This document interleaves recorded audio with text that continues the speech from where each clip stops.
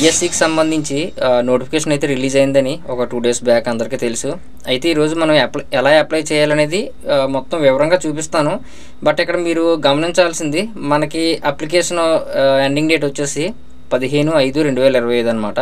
15వ తారీఖు అంటే వచ్చే మంత్. మీకు ఈ పోస్టులు ఎక్కడెక్కడ ఏ జిల్లాలో ఖాళీ ఉన్నాయి ఇవన్నీ కూడా మీకు ఇందులో చెప్పాలి అంటే కనుక వీడియో లెంత్ అయిపోతుంది. నేను ఆల్రెడీ నిన్న మన వాట్సాప్ గ్రూప్లోని టెలిగ్రామ్ గ్రూప్లోని కూడా పోస్ట్ చేశాను, ఒకసారి చూడండి.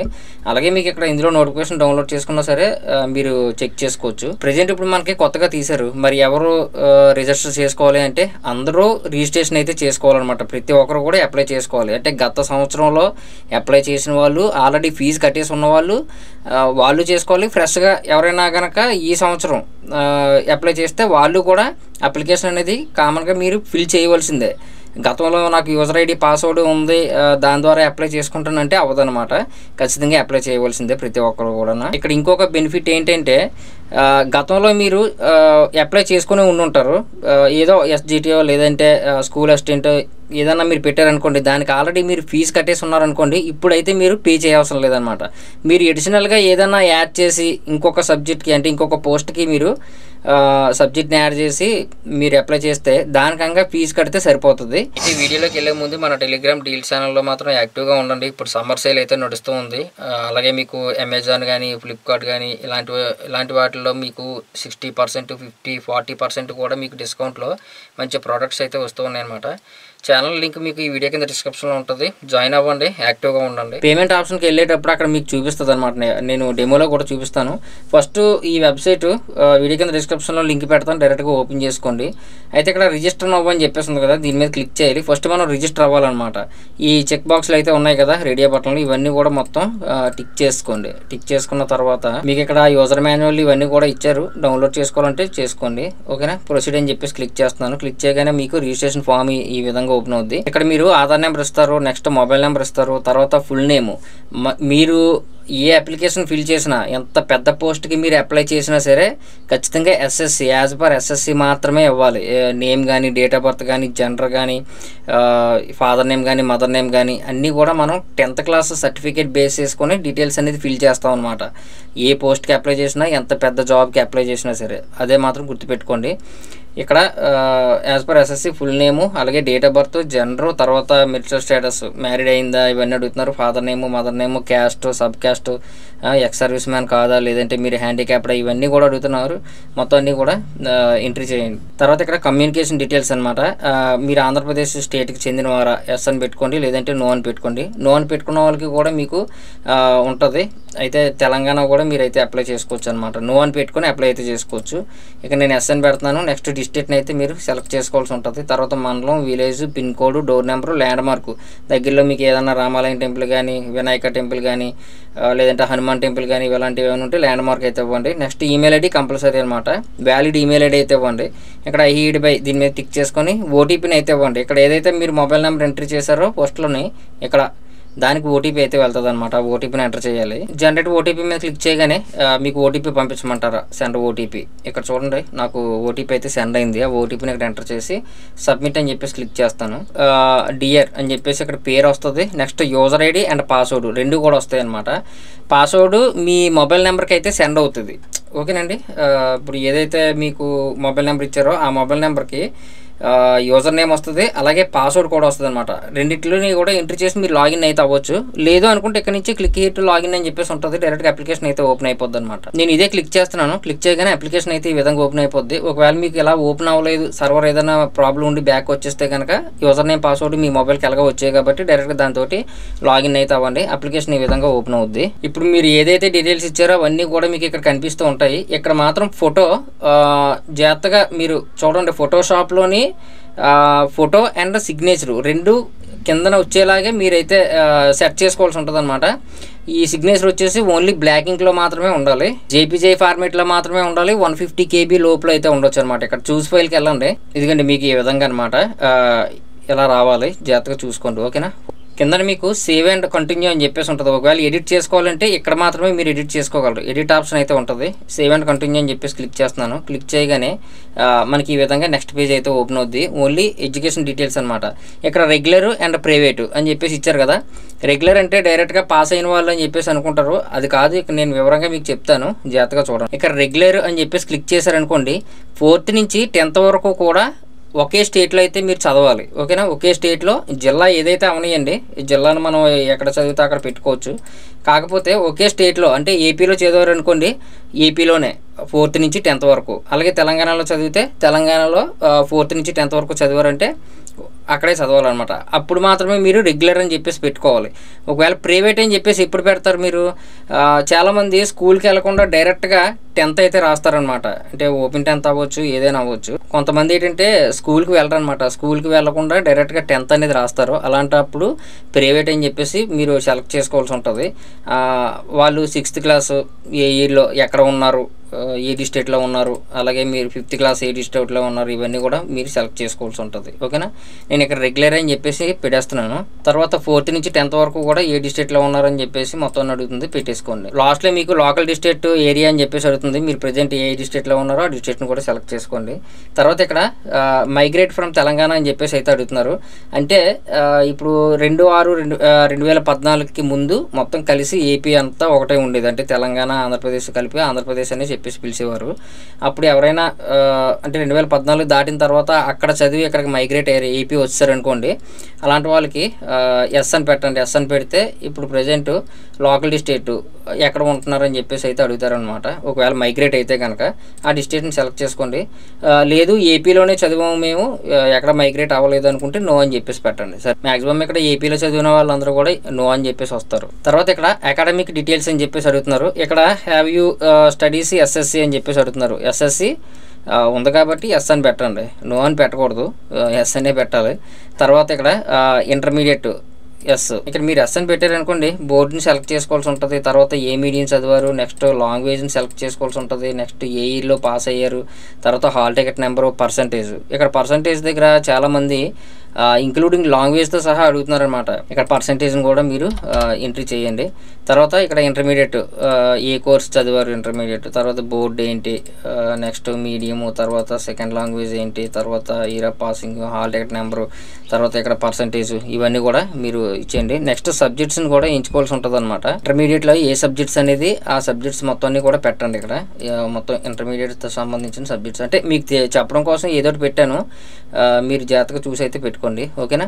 తర్వాత ఇక్కడ డిగ్రీ కూడా అడుగుతున్నారు. ఎస్ అని చెప్పేసి క్లిక్ చేసుకొని ఇక్కడ కోర్స్ ఏం చేశారు మీరు అనేది ఇక్కడ మీరు సెలెక్ట్ చేసుకోండి. తర్వాత యూనివర్సిటీ, ఆంధ్ర యూనివర్సిటీయా లేదంటే అన్నా యూనివర్సిటీయా, ఇవన్నీ కూడా చాలా ఉన్నాయి కదా.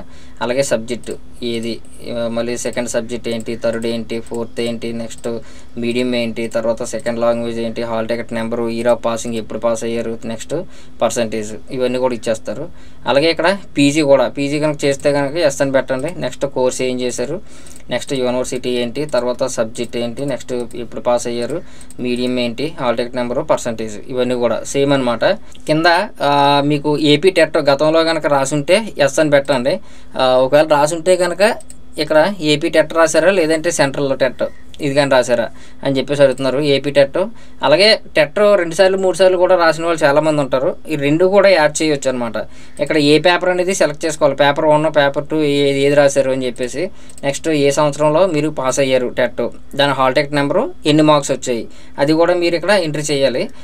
నెక్స్ట్ ఇంకొక టెట్ కానీ రాశారనుకోండి, ఇప్పుడు ఏపీ టెట్ 2 సార్లు రాశారనుకోండి, ఆ 2 కూడా ఎంటర్ చేయొచ్చు. లేదు సెంట్రల్ టెస్ట్ రాస్తే కనుక దాన్ని కూడా సెలెక్ట్ చేసుకోవచ్చు. ఇక్కడ ప్లస్ సింబల్ అయితే ఉంది కదా, దాని మీద యాడ్ చేసుకొని ఇంకోటి అయితే యాడ్ చేసుకొని మళ్ళీ ఇంకోటి ఆ పేపర్ కూడా ఇవ్వచ్చు అనమాట. సేమ్ అలాగే ఎన్ని అయితే అన్ని. ఒకవేళ డిలీట్ చేసుకోవాలంటే ఇక్కడ డిలీట్ ఆప్షన్ అయితే ఉంటుంది, దాన్ని మీద క్లిక్ చేసుకోండి. నెక్స్ట్ ఇక ప్రొఫెషనల్ క్వాలిఫికేషన్, ఇది మెయిన్ అనమాట. ఇక్కడ ఏదైతే మీరు క్వాలిఫికేషన్ ఎంట్రీ చేస్తున్నారో దాని ప్రకారంగా మీకు ఎలిజిబిలిటీ ఉన్న పోస్టులు మాత్రమే నెక్స్ట్ స్టెప్లో అయితే కనిపిస్తాయి. ఇక్కడ చాలా జాగ్రత్తగా అయితే మీరు గమనించాలి. ఇక్కడ మీరు ఏది క్వాలిఫికేషన్ ఇవ్వకపోయినా మీకు సంబంధించిన పోస్ట్ ఒకవేళ మీరు ఎలిజిబుల్ అయి ఉండి, మీకు ఎలిజిబిలిటీ ఉండి మీ ఎడ్యుకేషన్కి ఇక్కడ కానీ ఇవ్వలేదనుకోండి, నెక్స్ట్ ఆప్షన్లో మీకు ఆ పోస్ట్ కనిపించదు అనమాట. కాబట్టి ఇక్కడ క్వాలిఫికేషన్ దగ్గర ప్రొఫెషనల్ క్వాలిఫికేషన్ కదా ఇవన్నీ మొత్తం మీరు ఏది చేశారు. ఇప్పుడు ప్రజెంట్ నేను డిప్లొమా చేశాను అనుకోండి, లేదంటే డిప్లొమా హియరింగ్ లాంగ్వేజ్ ఏదో ఒకటి నేను సెలెక్ట్ చేసి మీకు చూపిస్తాను. నెక్స్ట్ డిఎడ్, బీఈడీనే సెలెక్ట్ చేస్తున్నాను. అందరికీ మ్యాక్సిమం ఎక్కువ బీఈడీ చేస్తారు కాబట్టి యూనివర్సిటీని అయితే మీరు సెలెక్ట్ చేసుకోవాల్సి, ఈ మీడియం సెలెక్ట్ చేసుకోవాల్సి ఉంటుంది. నెక్స్ట్ మెథడాలజీ ఏంటి అనేది ఇది సెలెక్ట్ చేసుకుంటారు. సబ్జెక్ట్ అయితే మీకు అందులో ఉంటుంది అనమాట. నెక్స్ట్ మెథడాలజీ 2 దేనికి సంబంధించింది, ఇయర్ ఆఫ్ పాసింగ్ ఎప్పుడు పాస్ అయ్యారు, నెక్స్ట్ ఎన్ని మార్క్స్ వచ్చాయి పర్సంటేజ్, ఓకేనా, అది కూడా మీరు ఇక్కడ ఎంట్రీ చేస్తారు. ఎంట్రీ చేసిన తర్వాత ఇంకా మీరు క్వాలిఫికేషన్ యాడ్ చేయాలనుకోండి, ప్లస్ అని చెప్పేసి క్లిక్ చేసి ఇంకొక క్వాలిఫికేషన్ అయితే మీరు యాడ్ చేసుకోవచ్చు. అలాగే యూనివర్సిటీ, తర్వాత ఇక్కడ లాంగ్వేజ్, ఇవన్నీ కూడా అనమాట. ఇలా మీరు యాడ్ చేసుకోవాలి. ఇక్కడ ప్రొఫెషనల్ క్వాలిఫికేషన్ మీరు ఏముంటే అది మొత్తం ఇందులో చూసుకోండి ఒకసారి, మీరు ఇందులో ఏం చేశారనేది. ఇవన్నీ కూడా ఉన్నాయి కదా, ఈ క్వాలిఫికేషన్లో చూసుకొని ఇందులో మీరు ఏం చేశారనేది మొత్తం అన్నీ కూడా యాడ్ చేయాలి. ఇక్కడ యాడ్ చేస్తేనే మీకు సంబంధించిన ఆ క్వాలిఫికేషన్కి సంబంధించిన పోస్టులన్నీ కూడా నెక్స్ట్ స్టెప్లో అయితే కనిపిస్తాయి, మీకు చూపిస్తాను నేను. అలాగే ఎన్ని అయితే అన్నీ కూడా యాడ్ చేసుకోండి. తర్వాత ఇక్కడ ఈ 3 చెక్ బాక్స్లు ఉన్నాయి కదా, దాన్ని లాస్ట్లో మీకు experience of the post principal, అంటే ప్రిన్సిపాల్గా కానీ లేదంటే మీరు ప్రైవేట్గా ఎక్కడైనా స్కూల్లో చెప్తున్నా సరే మీకు ఎక్స్పీరియన్స్ ఏమైనా ఉందా అని చెప్పేసి ఇక్కడ అయితే అడుగుతున్నారు. ఇవన్నీ వివరంగా చదువుకొని టిక్ చేసేసేయండి. ఒకవేళ మీరు ప్రిన్సిపాల్గా కానీ వైస్ ప్రిన్సిపాల్గా కానీ ఎక్కడైనా మీరు చేస్తూ ఉంటే ఫస్ట్లోది మీరు ఏదైతే అది ఎక్స్పీరియన్స్ని బట్టి దాన్ని వివరంగా చదువుకొని మీరు ఈ చెక్ బాక్స్ మీద టిక్ చేసుకొని సేవ్ అండ్ కంటిన్యూ అని చెప్పేసి క్లిక్ చేసేయండి. తర్వాత ప్రొసీడ్ టు కన్ఫర్మ్ అని చెప్పేసి ఉంది కదా, దాని మీద క్లిక్ చేస్తారు. క్లిక్ చేయగానే మీ యొక్క ఇప్పుడు ఏదైతే డీటెయిల్స్ అన్నీ ఎంట్రీ చేశారో అవన్నీ కూడా మీకు కనిపిస్తాయి అన్నమాట. ప్రతి డీటెయిల్స్కి, అంటే ఇప్పుడు బేసిక్ డీటెయిల్స్ అయితే ఉంది ఇక్కడ, వెరిఫైడ్ అండ్ కరెక్ట్ అని చెప్పేసి చెక్ బాక్స్ అయితే ఉంటుంది, దాని మీద క్లిక్ చేసుకోవాలన్నమాట. ఇవన్నీ కూడా కరెక్ట్ అయితే కనుక. అలాగే ఇక్కడ బేసిక్ ఎడ్యుకేషన్ డీటెయిల్స్ ఇచ్చారు, ఇది కూడా మీకు కరెక్టా కాదా అని చెప్పేసి అడుగుతున్నది. ఇక్కడ కూడా మీరు వెరిఫైడ్ అండ్ కరెక్ట్ అని చెప్పేసి దాని మీద టిక్ చేసుకోవాలి. అలాగే ప్రతిదానికి కూడా ఉంటుంది అనమాట. అన్నీ కరెక్ట్ అయితే కనుక ఇలా టిక్ చేసుకోండి. ప్రతిదానికి కూడా ఇలా టిక్ చేసుకున్న తర్వాత ప్రతిదానికి ఉంటుంది ఇలాగ, ప్రతి ట్యాబ్కి కూడా, ఓకేనా. తర్వాత కన్ఫర్మ్ అండ్ సేవ్ అని చెప్పేసి క్లిక్ చేసి ఆర్ యూ ష్యూర్ సబ్మిట్ చేయమంటారు, సబ్మిట్ అని చెప్పేసి క్లిక్ చేస్తే సేవ్ అవుతుంది. సక్సెస్ఫుల్లీ కన్ఫర్మ్డ్ అని చెప్పేసి వస్తుంది కదా, దాన్ని ఓకే చేద్దాం. ఇప్పుడు ఏంటంటే మీకు ఇక్కడ మీరు పోస్టులు అయితే ఎంచుకోవాల్సి ఉంటుంది అనమాట. నాకు ఇక్కడ ఒకటే కనిపిస్తుంది, ప్రిన్సిపాల్కి సంబంధించిన పోస్ట్ ఒకటే కనిపిస్తుంది కాబట్టి దాని మీద టిక్ చేసుకుంటాను. టిక్ చేసుకొని ఇక్కడ స్టేట్ని అయితే సెలెక్ట్ చేసుకోండి. తర్వాత ఇక్కడ వ్యూ మోర్ అని చెప్పేసి ఉంది కదా, దాని మీద క్లిక్ చేసుకుంటే మీకు ఎలిజిబుల్ అంటే మీకు అవైలబుల్లో ఉన్న పోస్టులన్నీ కూడా ఎంత ఖాళీ ఉన్నాయి, ఎన్ని సీట్లు ఉన్నాయి అనేది ఇక్కడ మొత్తం అన్ని కూడా కనిపిస్తుంది అనమాట. ఒకసారి మీరు చెక్ చేసుకోండి. ఇక్కడ అలాగే ఇక్కడ ఒక పోస్ట్కి వచ్చేసి 750 రూపాయలు అనమాట.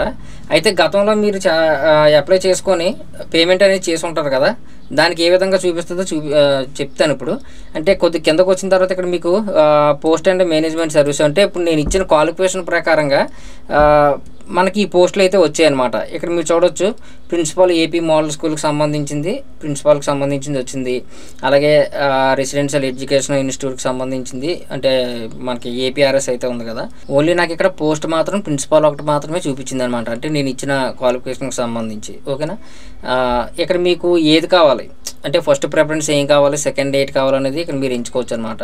నాకు ఇక్కడ ఏపీ రెసిడెన్షియల్లో ప్రిన్సిపాల్ కావాలి అని చెప్పేసి అనుకున్నాను అనుకోండి, దీని మీద క్లిక్ చేస్తే యారో మార్క్ మీద ఈ పక్కకు వచ్చి మీకు అది ఫిల్ అవుద్ది అనమాట. అంటే ఫస్ట్లో మనకి ఇక్కడ కావాలి అని అర్థం, అలాగే రెండోది, అలాగే మూడోది, ఓకేనా. ఒకవేళ మీరు ఇంకా ఇక్కడ ఏదైనా తేడాగా పెట్టుంటే కనుక ఇక్కడ యారో మార్కులు ఏమైనా ఉన్నాయి కదా, దీన్ని క్లిక్ చేసుకుంటే పైకి కిందకి జరుపుకోవచ్చు. అంటే ప్రీవియస్ పేజీలో మీరు ఏదైతే క్వాలిఫికేషన్ ఇచ్చారో ఆ క్వాలిఫికేషన్ ప్రకారంగా మీకు ఇక్కడ ఈ పోస్టులు అయితే చూపిస్తుంది అనమాట. కాబట్టి కొద్దిగా కిందకి రండి. కిందకి వచ్చిన తర్వాత ఇక్కడ మీరు ఎగ్జామినేషన్ సెంటర్ అయితే ఎంచుకోవాల్సి ఉంటుంది అనమాట. ఇక్కడ చూడండి, మొత్తం మీకు దగ్గరలో ఉన్న డిస్ట్రిక్ట్లు అయితే పెట్టేసుకోండి. రెండోది, మూడో ప్రిఫరెన్స్, తర్వాత ఇచ్చిందే ఇస్తే తీసుకోదు, మళ్ళీ తర్వాత నాలుగోది, నెక్స్ట్ ఐదోది కూడా మీరు పెట్టేసుకోండి. తర్వాత లాస్ట్లో మీకు ఇక్కడ జనరేట్ ఓటీపీ అని చెప్పేసి ఉంటుంది, దాని మీద క్లిక్ చేసిన వెంటనే మీకు సెండ్ ఓటీపీ క్లిక్ చేయగానే ఇందాక ఫస్ట్లో మీరు ఫోన్ నెంబర్ అయితే ఇచ్చారు కదా, మళ్ళీ ఓటీపీ అయితే వెళ్తుంది అనమాట. ఆ ఓటీపీ ఇక్కడ ఎంటర్ చేసి ప్రొసీడ్ అండ్ పే సబ్మిట్ అని చెప్పేసి క్లిక్ చేయాలి. డైరెక్ట్గా మీకు పేమెంట్ ఆప్షన్లోకి అయితే తీసుకెళ్తుంది అనమాట. అయితే నేను గతంలో 2024లో అప్లై చేసేటప్పుడు ఏ పోస్ట్కి కూడా పెట్టలేదు. ఒకవేళ మీరు ఆ పోస్ట్కి పెట్టేసి 2024లో ఏదైనా పోస్ట్కి మీరు అప్లై చేసి ఫీజు కట్టుంటే కనుక మీకు ఈ విధంగా అయితే చూపిస్తుంది అనమాట. మీరు ఇక్కడ చూడొచ్చు, ఓకేనా. చిన్న ఒక పేజీ అయితే మీకు చూపించాను. అంటే మీరు ఈ చెక్ పోస్ట్ దగ్గర మీరు అయితే క్లిక్ చేసుకుంటారు కదా, మీరు ఏమేమి పోస్టులకి అప్పుడు పే చేస్తారనేది చూపిస్తుంది 2024లో. ఇక్కడ రెడ్ కలర్లో ఉన్నాయన్నీ కూడా హైడ్ అయిపోయి ఉన్నాయి కదా, ఈ హైడ్ అయిపోయినవి అన్నీ కూడా మీకు ఇక్కడ ఫీజు అనేది పేమెంట్ కట్టేసినట్టు. వాటికి మళ్ళీ మీరు కట్టవసరం లేదు. ఇప్పుడు అడిషనల్గా మీరు ఏదైతే పోస్ట్ని యాడ్ చేశారో దానికి మాత్రమే మీరు 750 రూపాయలు కడితే సరిపోతుంది అనమాట. మీకు ఇక్కడ ఈ కాలంలో అయితే చూపిస్తుంది. ఇక్కడ నాకు ప్రిన్సిపల్ పోస్ట్కి అయితే చూపించింది కదా, ఇక్కడ పోస్ట్ డీటెయిల్స్. ఇందులోనే మీకు లాస్ట్ 2024 ఇయర్లో ఇవి దేనికైతే మీరు పేమెంట్ కట్టేస్తున్నారో అవన్నీ కూడా ఇక్కడ చూపిస్తుంది. వాటికి మళ్ళీ మీరు ఫీజు అనేది పే చేయవసరం లేదు. అడిషనల్గా మీరు ఏదైనా క్వాలిఫికేషన్ ఇచ్చి మళ్ళీ మీరు అడిషనల్గా మీరు ఏదైనా ఈ కొత్త పోస్ట్కి మీరు అప్లై చేసుకుని సెలెక్ట్ చేసుకుంటే ఖచ్చితంగా దానికి మాత్రమే 750 రూపాయలు అయితే పే చేయాలి. అది కూడా ఒక్కొక్క పోస్ట్కి 750 రూపాయలు. ఫైనల్గా ఓటీపీ అయితే వెళ్ళింది కదా, ఓటీపీని ఇక్కడ ఎంటర్ చేస్తాను. ఎంటర్ చేసి పేమెంట్ అయితే చేసేస్తాను. జస్ట్ ఇక్కడ చూడండి, ఆర్ యూ షూర్ సబ్మిట్ చేయమంటారా, ప్రొసీడ్ టు పే అని చెప్పేసి క్లిక్ చేయగానే డైరెక్ట్గా మీకు పేమెంట్ ఆప్షన్లోకి అయితే తీసుకెళ్తుంది. ఇక్కడ మీకు అన్నీ ఇచ్చారనమాట, నెట్ బ్యాంకింగ్, యూపీఐ అన్నీ కూడా ఇచ్చారు. నేను ఫోన్పేని అయితే సెలెక్ట్ చేసుకొని డైరెక్ట్గా వెరిఫై చేసి నా యూపీఐ అడ్రస్ ఇచ్చేసి డైరెక్ట్ పేమెంట్ అయితే కట్టేస్తాను. వన్స్ ఒకసారి మీరు పేమెంట్ చేశాక ఇక్కడ సర్వీసెస్ అని చెప్పేసి ఉంది కదా మీకు లెఫ్ట్ సైడ్, ఇందులోకి వచ్చిన తర్వాత మీకు ప్రింట్ అప్లికేషన్ ఇవన్నీ కూడా మీరు డైరెక్ట్ పేమెంట్ చేసుకోవడానికి ఇక్కడ అన్ని ఆప్షన్స్ ఇచ్చారు. నెక్స్ట్ మీరు లాస్ట్లో డాక్యుమెంట్ అప్లోడ్ అని చెప్పేసి ఉంటుంది, దాని మీద క్లిక్ చేయగానే మీకు పేజీ ఈ విధంగా ఓపెన్ అవుద్ది. ఇప్పుడు ఏదైతే క్వాలిఫికేషన్ మొత్తం అన్ని యాడ్ చేశారో ఇవన్నీ కూడా మీరు ఎస్ఎస్సి మార్క్స్ మెమో అయితే అప్లోడ్ చేయాలి. అది మీకు పీడిఎఫ్ కానీ జేపీజే కానీ ఉండొచ్చు. 150 KB లోపల అయితే ఉండొచ్చు, 200 KB లోపల అయితే ఉండొచ్చు. ఇంటర్ మార్క్స్ మెమో అప్లోడ్ చేస్తారు. అలాగే పీజీది ఏమైనా ఉంటే కనుక అది కూడా మీరు అప్లోడ్ చేయాలన్నమాట. మొత్తం అన్ని కూడా ఇక్కడ అప్లోడ్ చేయాలి. డిగ్రీ పెట్టారనుకోండి ప్రొవిజన్లు అప్లోడ్ చేస్తారు. ఓకేనా. మీకు లాస్ట్లోని స్కూలింగ్ డీటెయిల్స్ అని చెప్పేసి అడుగుతున్నారు. అంటే 4th to 10th స్టడీ సర్టిఫికేట్ని అయితే అప్లోడ్ చేయాలి. ఒకవేళ మీకు 4th నుంచి 5th వరకు ఒకటి తీసుకొని 6th నుంచి 10th వరకు ఒకటి తీసుకున్నారనుకోండి, రెండు కలిపి ఒకటే పీడిఎఫ్లో అయితే ఇక్కడ అప్లోడ్ చేయవచ్చు అనమాట. ఓకేనా. ఆ విధంగా చేసేసి లాస్ట్లో మీకు ఇంకేముండదు, జస్ట్ ప్రింట్ అని చెప్పేసి క్లిక్ చేశారనుకోండి ప్రింట్ అయితే వచ్చేస్తుంది అనమాట ఇక్కడ. అంతేనండి. అయితే ఇప్పుడు ఏంటంటే చాలామంది లాస్ట్ ఇయర్ మేము అప్లై చేసుకున్నామండి, మళ్ళీ ఇప్పుడు రిజిస్టర్ చేయాలని చెప్పేసి అడుగుతూ ఉన్నారు అనమాట. ప్రతి ఒక్కరు కూడా ఇప్పుడు డిఎస్సికి ఎవరైతే అప్లై చేస్తున్నారో వాళ్ళందరూ కూడా మళ్ళీ ఫ్రెష్గా రిజిస్ట్రేషన్ అనేది చేసుకోవాలి. కాకపోతే 2024 మీరు ఏదైతే సబ్జెక్ట్స్కి పేమెంట్ కట్టారో అదైతే మీరు పే చేయవసరం లేదు, అక్కడే చూపిస్తుంది అనమాట. ఎందుకంటే మీ ఆధార్ నెంబరు, ఈ ఎస్ఎస్సి హాల్ టికెట్ ఇవన్నీ కూడా మీరు ఇచ్చి రిజిస్టర్ అవుతారు కాబట్టి లాస్ట్ ఇయర్ మీరు దేనికి మీరు ఫీజు కట్టారనేది అక్కడ డైరెక్ట్గా ఫిట్ చేసి చూపిస్తుంది. వాటికి మీరు పే చేయవసరం లేదు. అడిషనల్గా మీరు ఏదైతే సబ్జెక్ట్స్ యాడ్ చేసుకొని పోస్ట్ సెలెక్ట్ చేసుకున్నారో దానికి మీరు పే చేస్తే సరిపోతుంది అనమాట. ఇంకా ఇది మీకు లాస్ట్ డేట్ 15/5/2025 అప్పటి వరకు ఉంది కాబట్టి వీడియో చూసారు కదా, చూసిన తర్వాత ఈ విధంగా అప్లై చేసుకోండి. ఒకవేళ మీకు ఇంకేమైనా డౌట్స్ ఉంటే కనుక కింద కామెంట్ సెక్షన్లో అయితే మెన్షన్ చేయండి. వీడియో నచ్చితే ఖచ్చితంగా లైక్ చేయండి. అలాగే మన ఛానల్ మాత్రం సబ్స్క్రైబ్ చేసుకోవడం మర్చిపోవద్దు.